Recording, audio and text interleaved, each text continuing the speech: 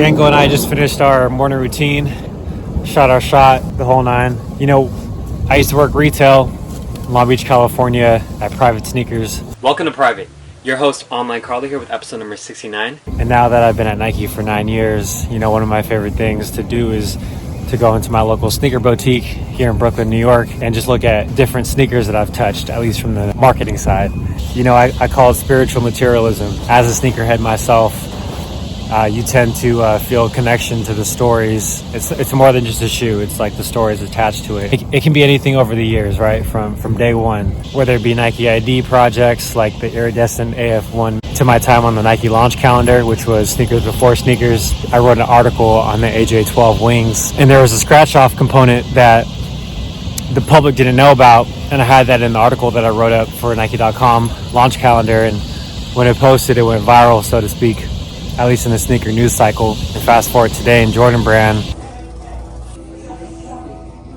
All right, so we saw a few hitters at Snipes. Got the Tatum 2 Vortexes. Tatum 2s, but we talked about that in a previous episode. We saw the Zion 3s. Ooh, this is a good one. Zion 3, Gen Zion, which was actually the intro colorway to Zion's first signature shoe, the Zion 1 Gen Zion. This was a little bit before my time, before I joined Jordan Sport, and they shot him with DJ Khaled. To windmill or not to windmill, that's the question. Fun fact that Zion was the first Gen Z signature athlete, I believe ever, but for sure for Jordan Brand. And then of course, Tatum and Luka now have their signature shoes. With the Zion 3, we worked with a claymation artist who goes by the name of Assad. He had been going viral at the time with a lot of like reactionary content. So whenever an athlete does something amazing on the court, you see a lot of these like content creators and artists create content in response to what's going on the court. It's a nice little tie-in on like what you see in your social feed to what's happening on the NBA court. All that said, using Zion's audio, we coupled that with the claymation to tell stories. And we did those stories, the Mud, Sweat, and Tears, which is the intro colorway.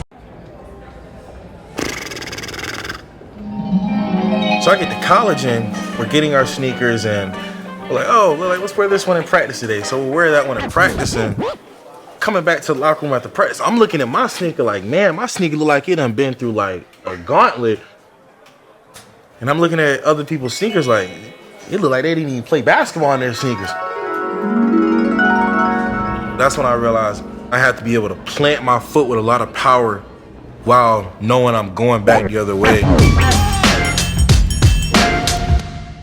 The Gen Zion that we just saw at Snipes. What's dope about the third sneaker, when you put it on, it doesn't really feel like a low cut because of how the sole is like almost built into the shoe. And if anybody knows my game, I have a great second jump.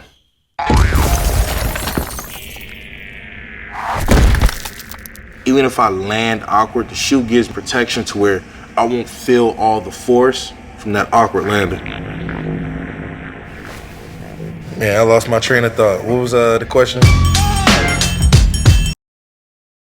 And also fresh paint, which is almost like an OG colorway with like the white and the red.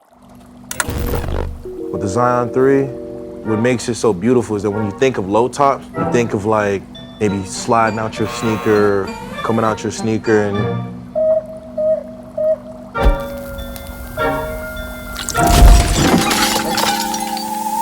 now with the third, I have more agility, more quickness. It's a low cut, but you're under full control. And when I say OG, I mean, you know, like Jordan Brand colors from the Chicago uniform.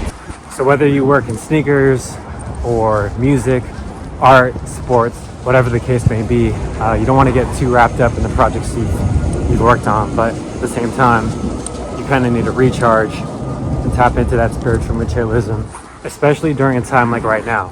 It's the beginning of the new year. It's January 3rd. We just turned the page on the new year. The whole world is resetting and setting intention for the year ahead. There's a reason why the rear view mirror is smaller than the front view of a car, because you got to look forward, but you also got to look back to remind yourself on the wins.